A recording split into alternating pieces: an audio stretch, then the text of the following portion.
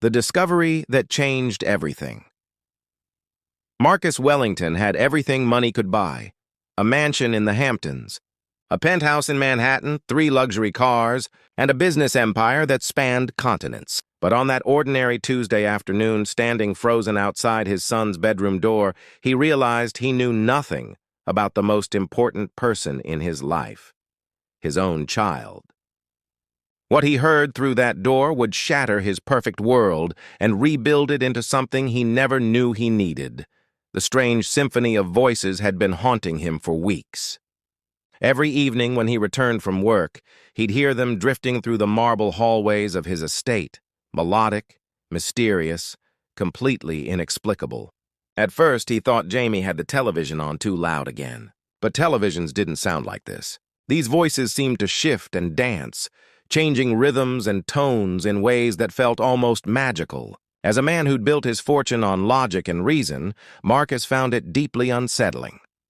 That afternoon, he'd left the office early, driven by a gnawing curiosity he couldn't shake. He'd dismissed his driver and taken his own car, pulling into the circular driveway just as the autumn sun painted everything gold. The house was quiet. Too quiet. Then he heard it again, that strange chorus of voices coming from the second floor. His heart pounding inexplicably, Marcus climbed the stairs, each step bringing the sounds into sharper focus. There were distinct voices now. Different languages, different accents, all coming from Jamie's room. He pressed his ear against the door, and what he heard made him grip the doorframe for support. His son, his 8-year-old son who barely spoke at dinner, who'd been labeled slow by 3 different schools, who Marcus had worried about in the dark hours of sleepless nights, was speaking. Not just speaking, but conversing fluently in what sounded like perfect Spanish. Then the conversation shifted and Jamie was responding in French, then what sounded like Mandarin, then Arabic, then Portuguese. And there was another voice, soft, encouraging, patient, Maria, their housekeeper of 2 years. The woman he barely acknowledged beyond a polite nod each morning. The woman he'd hired through an agency and paid well but never really seen. She was teaching his son. No, she was transforming his son. Marcus's hand trembled as he slowly opened the door. The scene before him was nothing like what he'd imagined. His son sat cross-legged on the floor, surrounded by handmade flashcards covered in colorful drawings and words in different scripts. Maria sat beside him, her weathered hands gesturing animatedly as she told a story in Spanish. Jamie's face? God, when was the last time Marcus had seen his son's face so alive? Glowed with excitement and concentration. They didn't notice him at first, so absorbed were they in their world of words and wonder. "Again, Miss Maria," Jamie said in English, then immediately repeated in Spanish, "Otra vez!" Maria's laugh was warm honey. "Okay, but this time you tell me the story in French, yes? You remember how we practiced?" And Jamie did. He launched into a tale about a brave astronaut, weaving between languages with a confidence that made Marcus's throat tight. This couldn't be the same child who'd been sent to the principal's office last month for refusing to read aloud in class. The same boy who'd been recommended for special education. The same son who looked at Marcus with something like fear every time he came home. Marcus must have made a sound because suddenly 2 pairs of eyes turned toward him. Maria jumped to her feet, her face draining of color. "Mr. Wellington! I'm so sorry I didn't hear you come in. I can explain. How long?" Marcus's voice came out hoarse. "How long has this been going on?" Maria's hands twisted in her apron, and Jamie scrambled to his feet, pressing against her side instinctively. That small gesture, his son seeking comfort from someone else, cut deeper than any business betrayal ever had.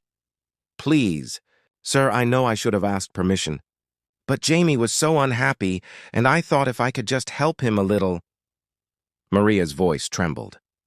"I needed this job. I know I overstepped, and if you want me to leave, how many languages does he speak?"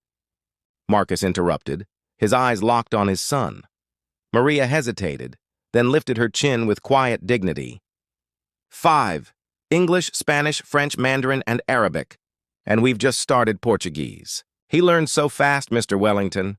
Your son, he has a gift." "I don't understand." Marcus moved further into the room, and Jamie shrank back. That small retreat felt like a knife to his heart. The teacher said he was behind. They said he had learning difficulties. For the first time, Maria's eyes flashed with something like anger. With respect, sir, they were wrong. Jamie doesn't have difficulties. He has differences. He learns by hearing, by feeling, by connecting. Not by sitting still in a desk all day being told he's not good enough. The words hung in the air like an accusation. Marcus sank onto Jamie's bed, suddenly exhausted.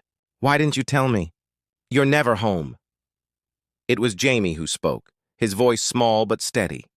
And when you are, you're on your phone or you're tired or you're asking me why I can't be better at school. Miss Maria asked me what I loved. No one ever asked me that before.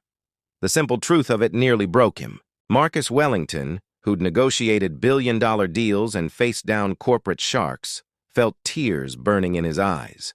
What do you love, son? Jamie glanced at Maria, who nodded encouragingly. I love stories and words, and how people in different places say the same things in different ways. Miss Maria told me that knowing languages means you can have friends everywhere in the world, and that my brain isn't broken, it's just special. Marcus looked at Maria, really looked at her for the first time. She was probably in her 50s, with lines around her eyes that spoke of laughter and sorrow both. Why? He asked simply. Why would you do this? Maria sat back down beside Jamie, her hand resting protectively on his shoulder. Because I know what it's like to be invisible, to be told you don't matter. When I came to this country, I spoke 5 languages, but cleaned houses because my degrees meant nothing here. I was told I was nothing. But I'm not nothing, Mr. Wellington, and neither is your son. The room fell silent except for the tick of Jamie's clock shaped like a rocket ship. Marcus thought about all the hours he'd spent building his empire, all the time he'd invested in being successful, important, powerful. And he'd missed this. He'd missed everything that actually mattered. I've been a terrible father, he said quietly. No, Maria said firmly. You've been an absent father. That's different. Terrible means you don't care. You care, sir. I see it in how you look at him, even if you don't know what to say. Marcus extended his hand toward his son. Jamie, will you teach me?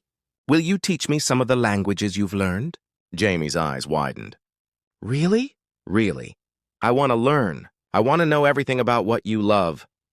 What happened next would replay in Marcus's memory for the rest of his life. His son crossed the room and threw his arms around him, small and fierce and trusting in a way he hadn't been in so long. Marcus held him tight, breathing in the smell of his shampoo and the faint scent of the colored markers scattered on the floor. Over Jamie's head, he met Maria's eyes. I don't know how to thank you. For seeing what I couldn't see. For giving him what I didn't know he needed. Maria smiled, and it transformed her whole face. You can thank me by continuing what we started. By showing up. By listening. He's an amazing boy, Mr. Wellington. You just have to take the time to discover who he is.